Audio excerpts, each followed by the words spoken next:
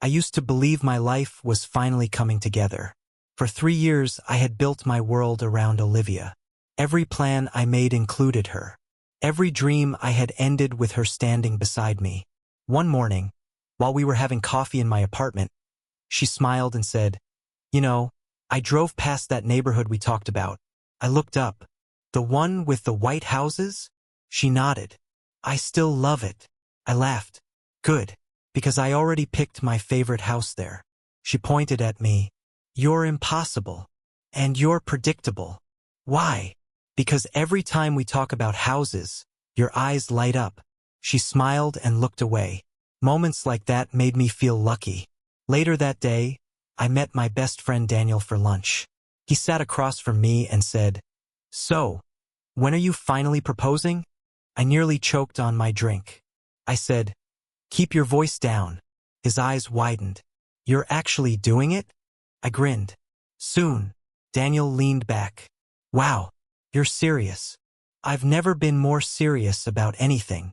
He nodded slowly. Then he said, "You trust her completely?" I frowned. "What kind of question is that?" He shrugged. "I don't know. Sometimes she feels guarded." I laughed. "That's just how she is." Daniel looked unconvinced. "I'm just saying, make sure you know everything before you marry someone." I shook my head. "You worry too much. Maybe I should have listened." That evening, I visited my sister Sarah. She was cooking dinner when I walked in. She looked at me and smiled. "You've got that look again." "What look?" "The Olivia look." I laughed. "Is it that obvious?" "Painfully obvious." I sat down. Sarah handed me a drink. Then she asked, "Still planning to marry her?" "Absolutely." She became quiet. I noticed immediately. "What?" She sighed. "I like Olivia. But..." Sarah sat across from me. "But sometimes I feel like she's hiding parts of herself." I rolled my eyes. "Not you too." She frowned. "What does that mean?" "Daniel said the same thing today." Sarah crossed her arms. "Maybe we're both noticing something." I shook my head. "Or maybe you're both overthinking." She stared at me for a moment. Then she said quietly, "Love should never require blindness." I laughed it off. At the time, her words meant nothing. A week later, I made a reservation at Olivia's favorite restaurant. The ring was already in my pocket. Every few minutes, I touched the box just to make sure it was still there. When Olivia arrived, she looked beautiful. She sat down and smiled. "You look nervous." I laughed. "Do I?" "Very." She reached across the table. "What's going on?" "Nothing." "Liar." I smiled. For a while, everything felt perfect. We talked about vacations. We talked about work. We talked about children. She said, "I want 2." I laughed. "Only 2." She narrowed her eyes. "Don't push your luck." Then her phone rang. Her smile disappeared instantly. She stared at the screen. I noticed her expression change. "Everything okay?" She quickly silenced the call. "Yeah." "You sure?" "Just work." A few minutes later, her phone vibrated again. This time she turned it face down. I said, "Busy night." She forced a smile. "I guess." Something felt strange. Not wrong, just strange. The conversation continued, but she seemed distracted. At one point, I caught her staring toward the window, lost in thought. I said softly, "Where did you go?" She blinked. "What?" "You disappeared for a second." She laughed nervously. "I'm right here." But it didn't feel like she was. After dinner, I drove her home. Before getting out of the car, she kissed my cheek. "I had a great night." "So did I." She smiled. "Good night, Ethan." "Good night." I watched her walk inside. Then I drove home. I had planned to propose that night. I didn't. I couldn't explain why. Something told me to wait. The next evening, Olivia came over while I was cleaning. She left her purse on the kitchen counter and stepped onto the balcony to answer a phone call. I wasn't trying to snoop. I wasn't looking for anything. But while moving her purse, a small photograph slipped out. I picked it up. My heart stopped. Olivia stood beside a man I had never seen before. They looked close. very close. I stared at the photo until she returned. What are you looking at? I held it up. Who's this? For a split second, panic flashed across her face. Then it vanished. She grabbed the photo. Just someone from my past. I frowned. Who? She slipped it back into her purse. It doesn't matter. I stared at her. It matters to me. She forced a smile. We'll talk about it another time. Then she changed the subject. But my mind never left that photograph. Or the man standing beside her. For the first time in 3 years, a small crack appeared in the future I thought was certain. I woke up already thinking about Olivia. Something in my chest felt tight, like I could not breathe easy anymore. I kept telling myself it was nothing. I texted her. Good morning. Are we still meeting tonight? She replied late. Busy day. Maybe later. Maybe. I typed back. Since when do we do maybe? She wrote. I will call you later, Ethan. I stared at the screen. That was not like her. At work, I tried focusing, but my mind kept drifting. I whispered to myself, what are you hiding? My coworker Emma walked over and said, you look off today. I forced a smile. I am fine. She tilted her head. That did not sound fine. I said, it is just Olivia. She is different lately. Emma said softly, different how? I hesitated. Protective, distant. She nodded slowly. Sometimes distance is a warning. I said quickly, no, she is just stressed. Later, I called my sister Sarah. She picked up and said, you sound tired. I said, I am overthinking things. Sarah replied, or you are seeing things clearly for the first time. I frowned. You do not even like her, do you? Sarah said, I like truth, not confusion. That hit me hard. In the evening, I met Olivia at a restaurant. She arrived late. I said, you are late again. She smiled slightly. Traffic. I said, you used to hate excuses. She looked at me. People change, Ethan. I leaned forward. Are you hiding something from me? Her hand tightened around her phone. Why would you ask that? I said, because I feel it. She laughed lightly. You feel too much. That hurt more than I expected. A waiter came and asked, anything else? I said, no. Olivia said, just water. I watched her constantly checking her phone. I said, who are you texting?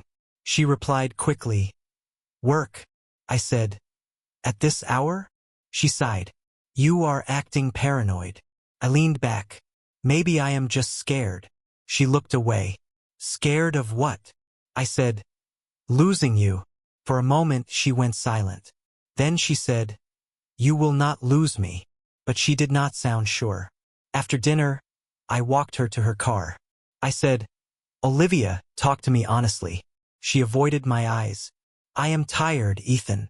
I said, so am I. She kissed my cheek and left. I stood there watching her car disappear. My phone buzzed. Unknown number. A message appeared. Stop asking questions about Ryan. My heart dropped. I whispered, Ryan. At home, I could not sleep.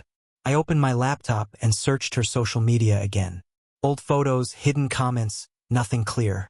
Then I saw something she had never told me about. A photo in an old album she once forgot at my place. It showed Olivia standing next to a man I did not recognize. He looked confident, familiar, dangerous. My hands shook. I took a picture of it on my phone. I called Olivia immediately. She answered fast. What now? I said, who is this man? Silence. Then she said, where did you get that? I said, answer me. Her voice turned sharp. Delete it. I said, not until you explain. She said, it does not matter anymore. I froze. What do you mean?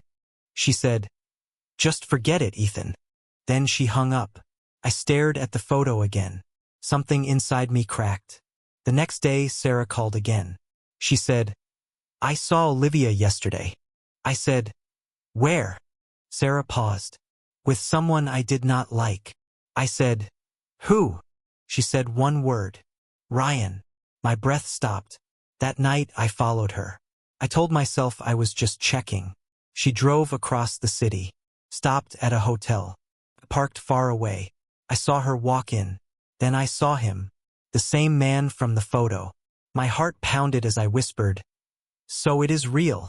I stayed in the car, gripping the steering wheel so hard my fingers hurt. I kept telling myself to leave, but my body would not move. I whispered, "Why her? Why him?" I saw her through the hotel glass. She paused at the entrance like she was nervous. Then I saw him step closer. I said under my breath, "Olivia, what are you doing?" My phone vibrated. Sarah was calling, but I did not answer. I whispered, "If I walk away now, I will never know the truth." They disappeared inside together. I pressed my forehead against the glass and said, "Everything I believed is breaking." I stayed there watching the hotel door, waiting for it to open again. I felt like my entire future was collapsing in silence, and I could not even breathe properly as I watched her walk deeper into a life I was never part of. I did not wait until morning. I drove straight to her apartment. My hands were shaking on the steering wheel, and I kept saying to myself, "Do not lose control. Do not lose control." When she opened the door, she froze. "Ethan?" she said. "What are you doing here?" I stepped inside without asking. "You were at the hotel." Her face changed. "What?" I said louder. "Do not lie to me. I saw you." She shut the door slowly. "You followed me?" I laughed once, but it had no humor. "Answer me." She looked away. "It is not what you think," I said. "Then explain what I saw." Silence. I pointed her. "You went in with him, Ryan." Her eyes widened. "So you know his name now?" That made my chest burn. I said, "Who is he to you?" She whispered, "He is my past." I shouted, "Stop saying that like it means nothing." She flinched. "Ethan, calm down." I stepped closer. "Do not tell me to calm down when you are destroying my life." Her voice broke. "I never wanted to hurt you," I said. "Then start telling the truth." She sat down like her legs gave up. "Ryan and we were engaged." That hit me like a punch. I said, "Engaged?" She nodded slowly. "Yes." I laughed again, but this time it was pain. "And you never thought I deserved to know that?" She said quickly, "It ended before you." I said, "Then why were you with him last night?" She hesitated. That hesitation said everything. I stepped back. "No, no, no. Do not do this," she said. "He is going through things. I just wanted to help." I shouted, "By lying to me?" She stood up. "I did not lie." I said, "You hit him." "That is the same thing." She started crying. "It was complicated." I said, "Everything with you is complicated now." She grabbed my arm. "Please listen to me." Pulled away. "Do not touch me." Silence filled the room. I said quietly, "How long?" She whispered, "What?" I said, "How long have you been talking to him?" She looked down. "Sometimes, during our relationship." My stomach dropped. I said, "So while I was building a future with you, you were talking to him?" She cried harder. "It was not like that." I said, "Then what was it like?" She did not answer. My phone rang. "Daniel." I answered. "Not now." He said, "Ethan, I am outside your building. Open up." I looked at Olivia. "Stay here," she said. "Please do not leave like this." I walked out. Daniel was waiting by his car. He said, "You look like you have not slept." I said, "She was with him." He sighed. "I figured." I said, "You knew." He shook his head. "I suspected." I laughed bitterly. "Everyone knew except me." He said, "That is not fair." I said, "No, what is not fair is me being the last person to know my own life is a lie." He put a hand on my shoulder. "What did she say?" I said, "They were engaged." His face changed. "That is serious." I said, "Serious? That is my entire life breaking." He said, "Come with me. Do not go back in there right now." But I did not listen. When I returned, Olivia was waiting. She said softly, "Are you leaving me?" I said, "I do not even know who you are anymore." She stepped closer. "I am still me." I said, "No. The person I loved did not hide an entire man from my life." She whispered, "I was scared." I said, "Of what?" She looked down. "Losing you." I said, "You already did." She collapsed into silence. I walked away again. That night, I could not stop shaking. Daniel stayed with me in my apartment. He said, "Eat something." I said, "I cannot." He said, "You need to breathe." I said, "I am breathing. It just feels like drowning." He stayed quiet for a moment. Then he said, "There is something else." I looked at him. "What now?" He hesitated. "Emma told me something." I said, "Emma from work?" He nodded. She saw Olivia's name connected to Ryan in old reports. My heart tightened. "What reports?"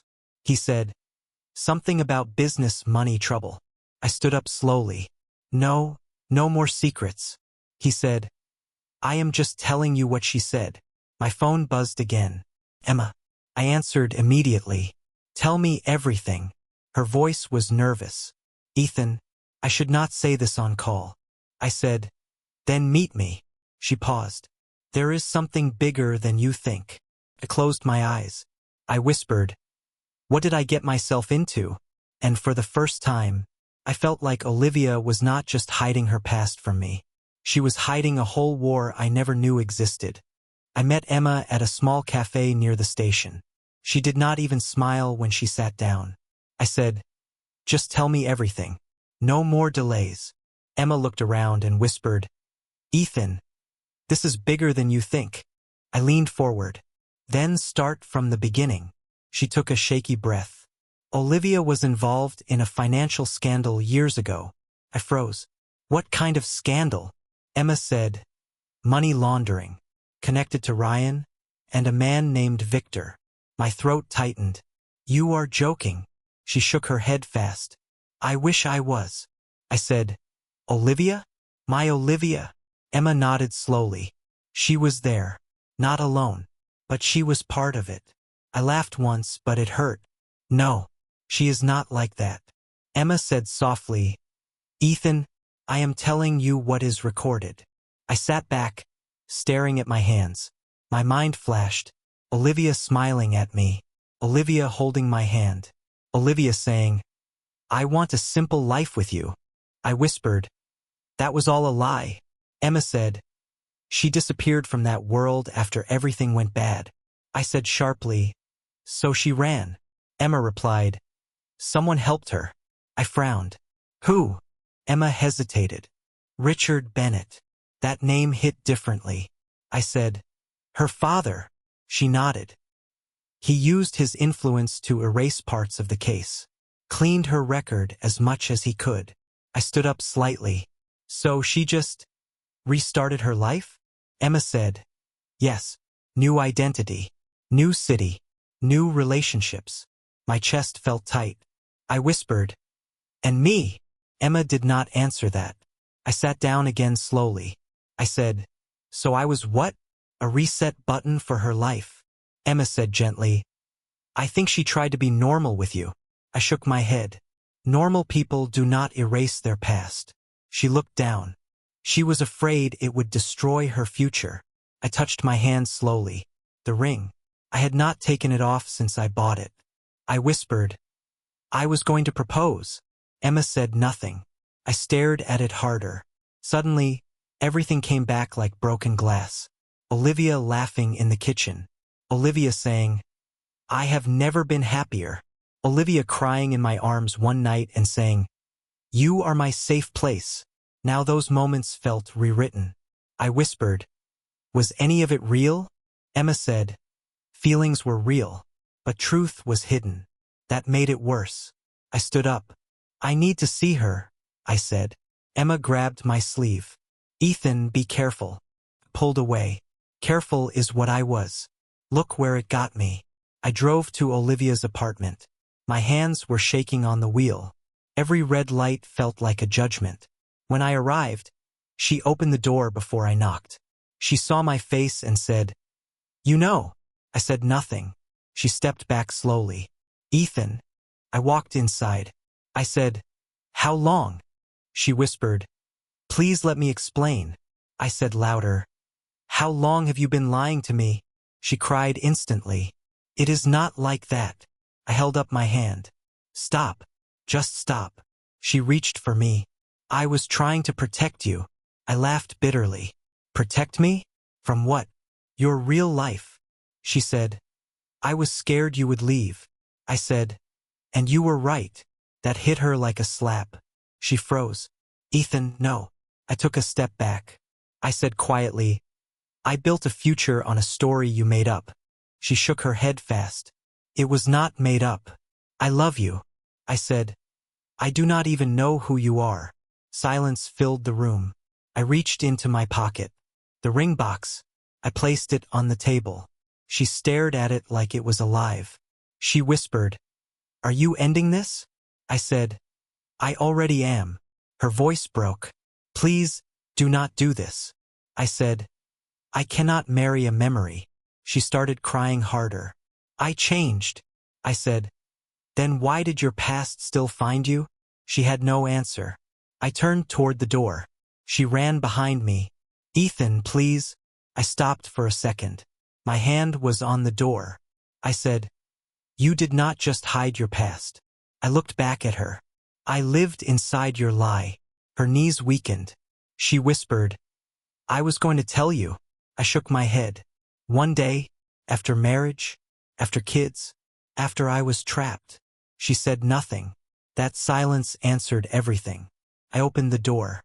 Cold air hit my face. Behind me, she broke down completely. "Ethan!" she screamed. But I did not turn back. I walked out. Each step felt heavier than the last. My chest was burning. My future was gone. And still, I did not know if I lost a liar or the only person I ever truly loved. I did not sleep that night. I just sat on the edge of my bed, staring at the wall like it would answer me. I kept whispering, "Why did you do this to me, Olivia, why?" My phone kept ringing. I ignored it. Then Daniel called. I answered finally. "What?" He said, "You sound dead inside." I laughed once. "I feel worse than dead." He said, "Come out. Don't stay alone." I said, "I don't want company." He replied, "You don't need want. You need it." I didn't respond. After a pause, he said, "I'm coming over." I said sharply, "Don't." But he still came. When he arrived, he looked at me and said, "You look like you lost everything." I said, "I did." He sat down. "What are you going to do now?" I said, "I don't know." Then I added quietly, "Maybe disappear."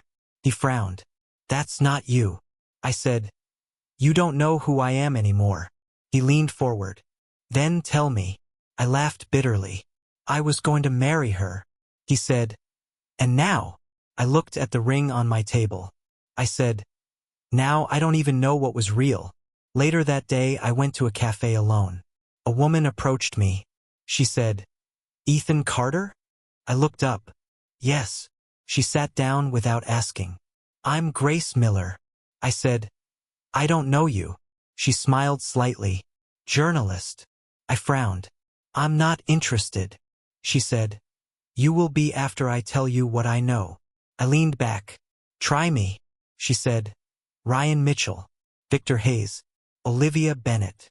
My chest tightened. I said, "Stop saying her name." Grace said calmly, "They are connected." I said, "No. She is done with them." Grace shook her head. "No one is ever done with them." I stared at her. "What do you want from me?" She said, "Truth. And I think you do too." I stayed silent. She pushed a folder toward me. I didn't open it. I said, "If this is about destroying her, I don't care." Grace said, "It's not just her." That made me pause. I opened the folder. Inside were documents, photos, names. Ryan, Victor, contracts, transfers. I whispered, "What is this?"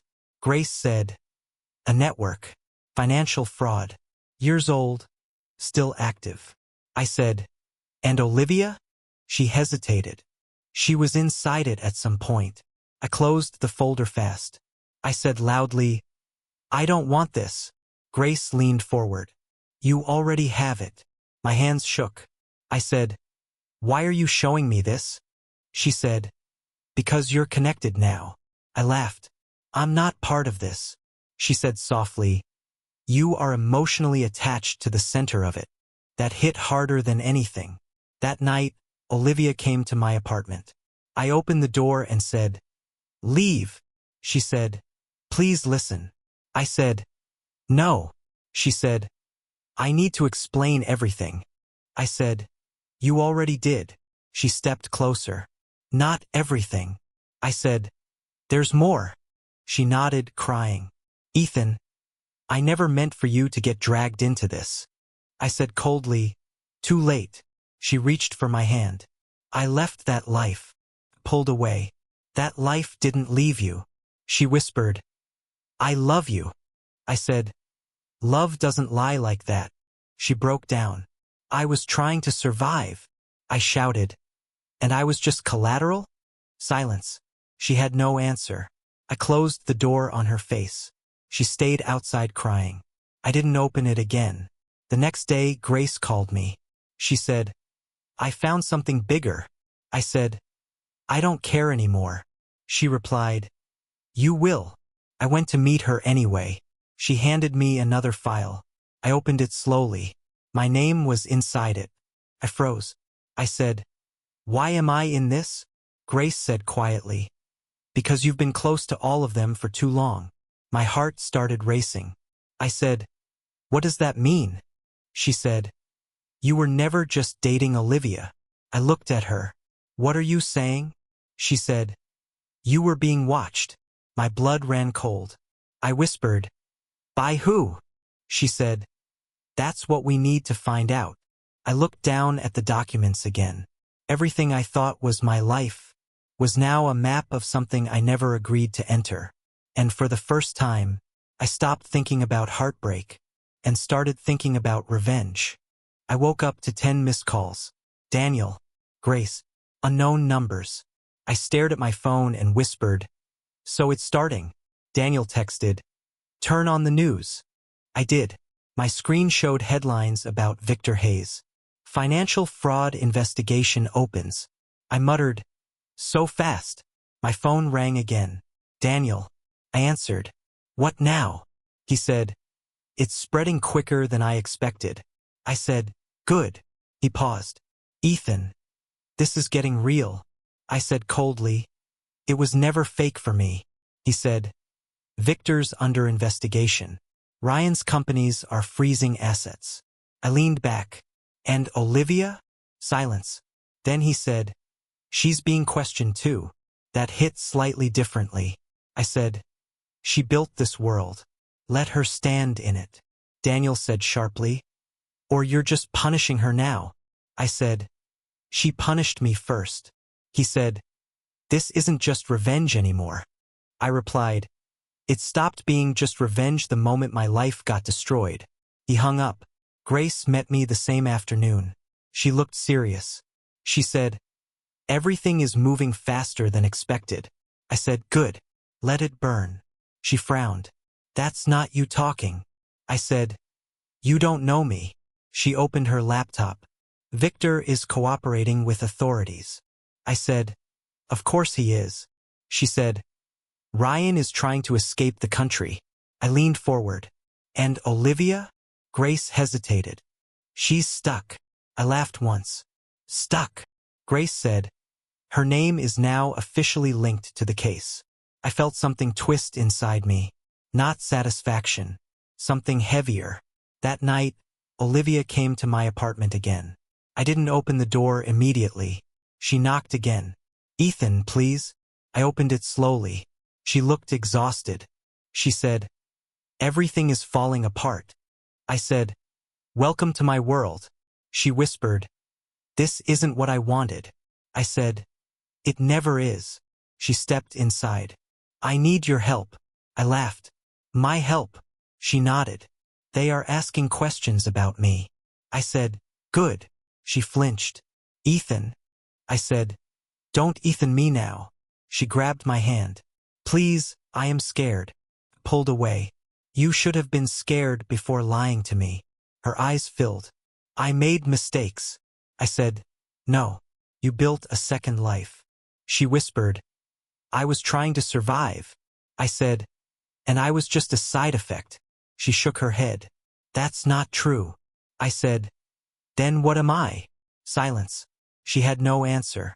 Later, Daniel showed up uninvited. He walked in and said, we need to talk. I said, not now. He looked at Olivia. She's still here. I said, she came herself. Daniel turned to me. You're not thinking straight. I said, I'm thinking clearly for the first time. He said, this revenge is changing you. I laughed. Good. Maybe I needed change. He stepped closer. This isn't you, Ethan. I said, you don't know who I am anymore. He said, I know you were never cruel. That line hit. I stayed silent. Olivia said softly, I never wanted to ruin him. Daniel looked at her. But you did. She broke down again. I said quietly, everyone is breaking now. Funny how that works. Daniel said, is that what you wanted? I didn't answer, because I didn't know anymore. The next day, Grace called urgently. Turn on the news, she said. I did. Ryan was arrested. Victor was detained. Richard Bennett was under scrutiny. My chest tightened. Grace said, it's collapsing everywhere. I said, and Olivia? Grace said, she's not arrested, but she's not free either. I closed my eyes. I whispered, so it's done. Grace said, not yet. There's one thing left. I said, what? She said, she wants to meet you. I froze. I said, why? Grace replied, one final conversation. I looked at my reflection in the dark screen. I didn't recognize my own face anymore.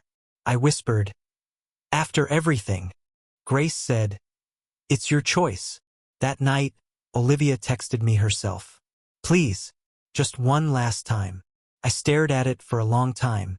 Then I typed, tomorrow, and sent it, because for the first time, I didn't know if I was going to end this story or finally understand it. I arrived early. The cafe was almost empty, but my chest was anything but calm. I kept telling myself, this is the last time. One conversation, then it ends. Olivia walked in 5 minutes later. She looked like she had not slept in days. She said softly, you came. I replied, you asked. She sat across from me. Thank you. I said, start talking. She nodded slowly. I know I hurt you. I said, that's not news. She looked down. I hid my entire life from you.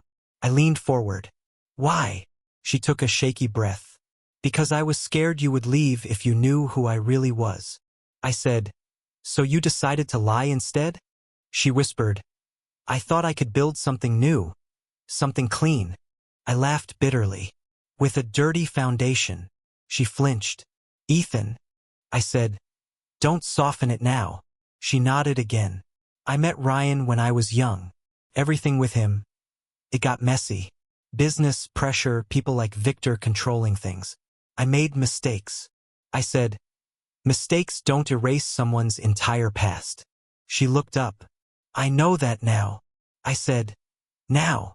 She said, I thought I was protecting you from that world. I shook my head. You were protecting yourself. Silence. Then she said quietly, yes, maybe that too. That honesty hit differently. I leaned back. I said, so what now? You tell me everything and expect what? She said, I don't expect anything. I frowned. Then why am I here? She looked at me with red eyes. Because you deserved the truth. I said, too late for that. She nodded slowly. I know. A long pause followed. Then she said, I am not asking you to take me back. That surprised me. I said, then what do you want? She whispered, forgiveness. If you can ever give it. I laughed once. You destroyed my life. Her voice cracked. I know, I said. And now you want forgiveness like it's something simple. She shook her head. It's not simple. I just don't want to be remembered only as your mistake.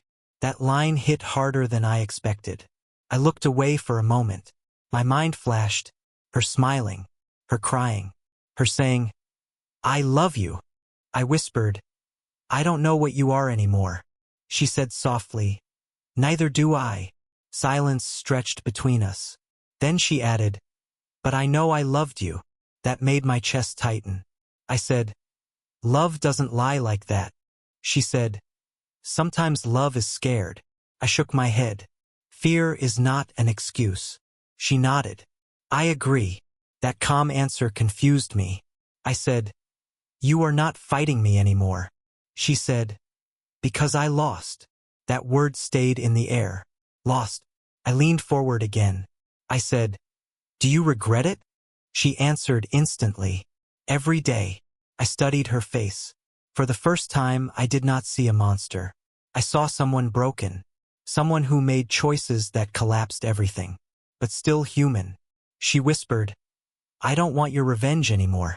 I just want peace. I said, peace doesn't fix what happened. She said, I know. Another silence. Then I asked, if I had never found out, would you have told me? She froze. That pause answered everything. I stood up slowly. She looked panicked. Ethan, wait. I said, I got my answer. She stood too. Please don't leave like this. I said, how else should I leave? She reached for me, then stopped herself. Her voice broke. Say anything. Just don't erase me completely. I stopped at the door. My hand was on the handle. Everything inside me felt split in two directions. Anger, memory, love, pain. Then I turned back. I said, I'm done chasing revenge. Her eyes widened slightly. I continued, but I'm also done pretending what you did was okay. She nodded slowly, tears falling. I said, I'm not forgiving you. Her shoulders dropped. Then I added, but I'm also not carrying you anymore. She whispered, what does that mean? I said, it means you are your own consequence now. She closed her eyes. I opened the door. Cold air hit my face again. Behind me, she whispered my name one last time. But I didn't turn back. Because for the first time, I wasn't choosing revenge. And I wasn't choosing her either. I was choosing myself. I woke up to silence. No calls. No messages. No chaos. Just silence that felt unfamiliar. Then Daniel texted, it's over. Turn on the news. I did. Headlines filled the screen. Ryan Mitchell arrested abroad. Victor Hayes sentenced pending trial.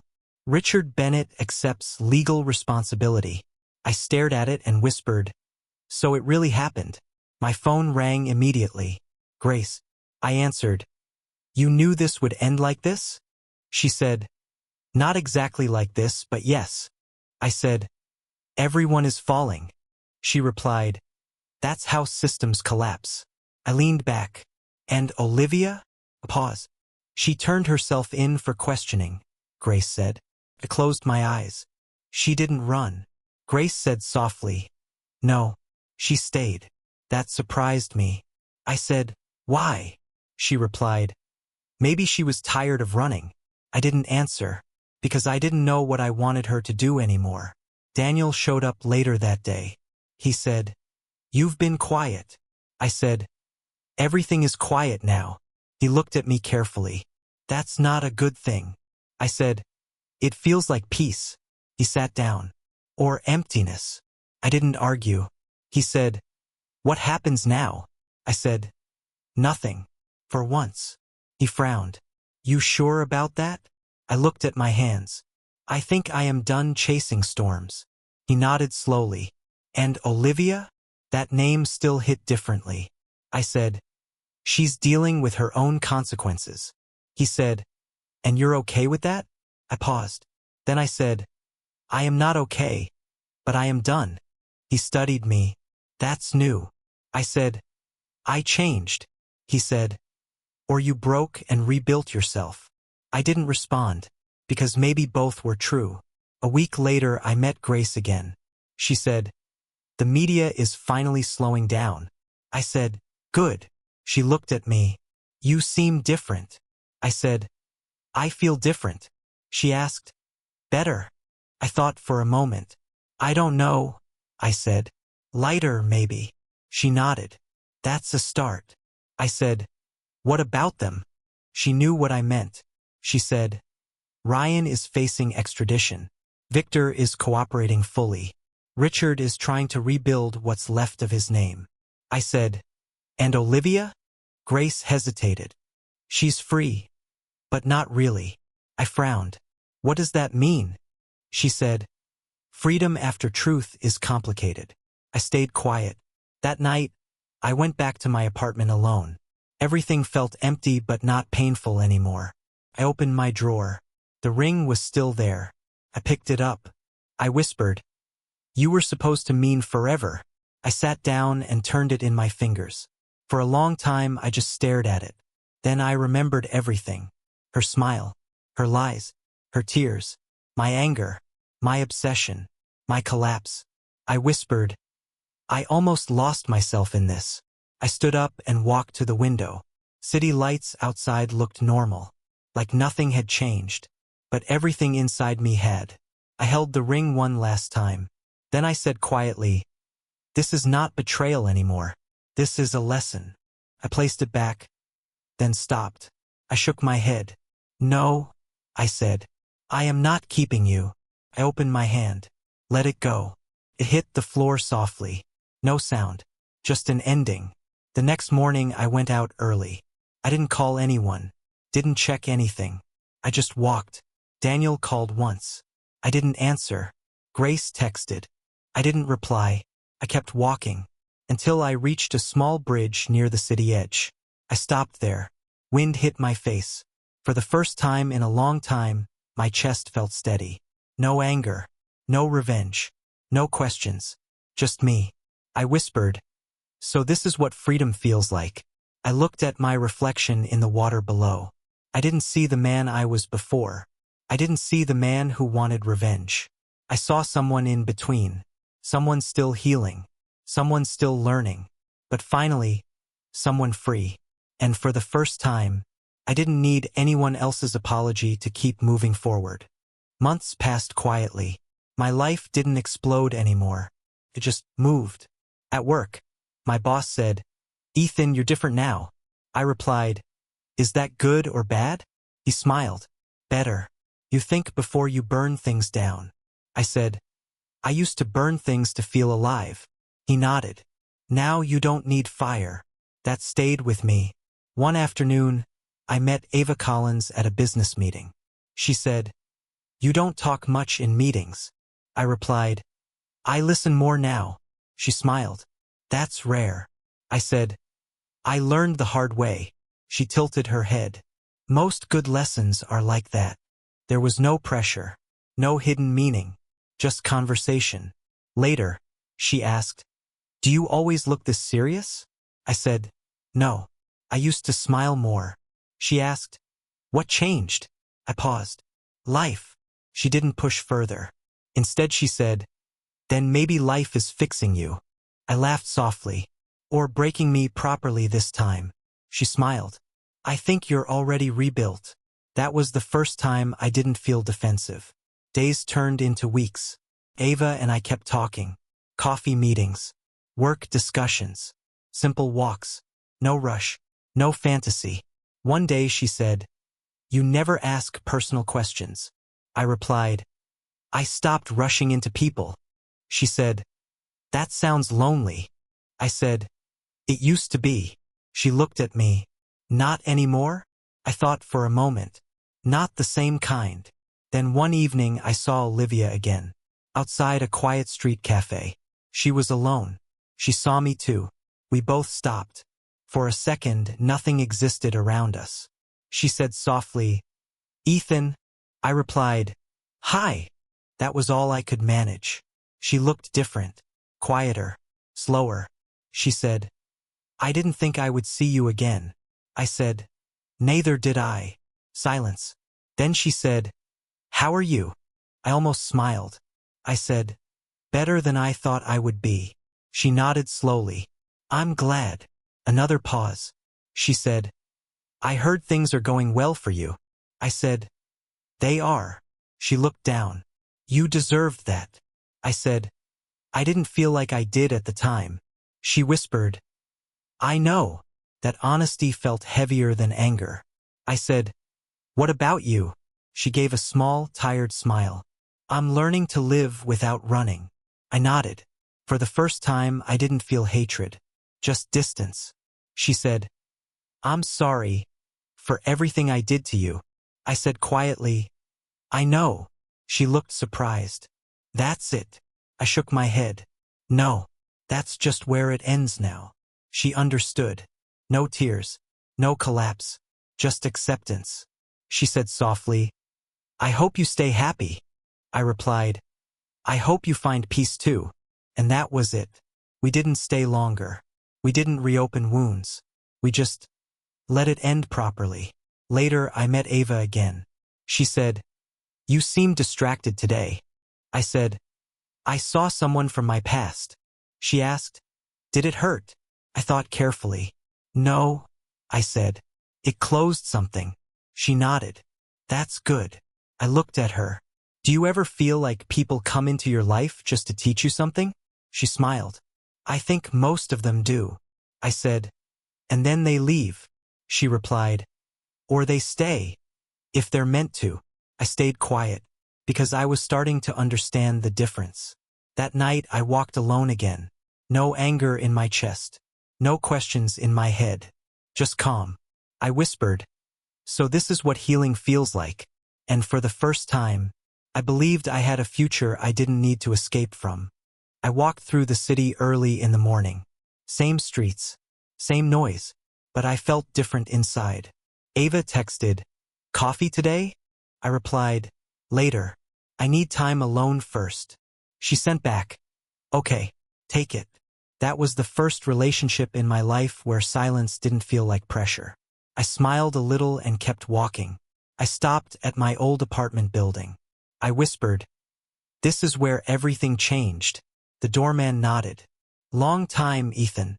I said, "Yeah, feels like another life." He said, "You look better now." I replied, "I feel less lost now." That surprised even me. I walked to the old cafe where I first met Olivia. The same table was empty. I sat down, and I remembered her voice saying, "I want a simple life." My voice saying, "I want you in my future." I whispered to myself, "I built a dream on missing truth." The waiter came and said, "Same order." I shook my head. "No, I changed." He smiled. "Good or bad change?" I said, "Necessary change." Ava arrived later. She sat down and said, "You look like you've been traveling in your head." I said, "I have." She asked, "Anywhere good?"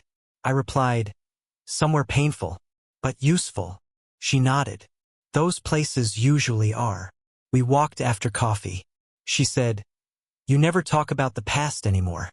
I said, "I used to live there." She asked, "What changed?"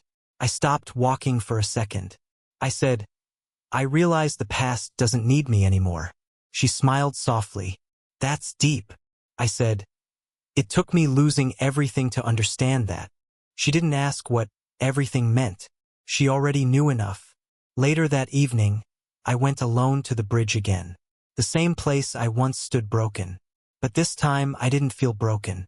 I leaned on the rail and said quietly, "I used to think revenge would fix me." I laughed slightly. It didn't. I took a deep breath. "I used to think love meant possession," I said. It didn't. I looked at my reflection in the water.